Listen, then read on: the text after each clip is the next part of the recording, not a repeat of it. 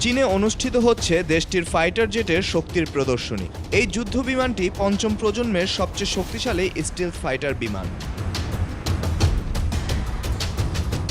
Changchun air শোতে এই বিমানগুলোকে কৌশলগত ডায়মন্ড শেপে উঠতে দেখা যায়। পঞ্চম প্রজন্মের J-20 স্টিলথ ফাইটার জেটগুলো একটি কৌশলগত উড্ডয়ন প্রদর্শনী দিয়ে দর্শকদের মুগ্ধ করেছে। পরবর্তী প্রজন্মের বিমানগুলো কৌশলগতভাবে জোড়ায় জোড়ায় কাজ করত, কিন্তু 4টি J-20 জেট বিমান যুদ্ধ মিশনের জন্য একটি ছোট সুসংহত সিস্টেম হিসেবে কাজ করে, যার প্রত্যেকটির নিজস্ব স্বতন্ত্র কাজ রয়েছে।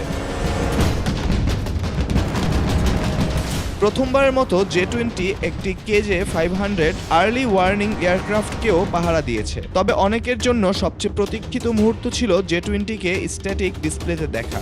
এই প্রথমবার সাধারণ জনগণকে রাডার এড়িয়ে চলা এই ফাইটারটিকে এত কাছ থেকে দেখতে দেয়া হয়েছে। কর্ডনের চারপাশে বিশাল জনতা জড়ো হয়েছিল। যখন বিমানটি ফিরে আসছিল, তারা উল্লাস ও হাততালিতে ফেটে পড়ে, যা তাদের দেশের বিশ্বমানের প্রযুক্তির প্রতি গর্বের প্রমাণ। যে কোনো শত্রু মোকাবেলায় এই বিমান অনেক কার্যকর।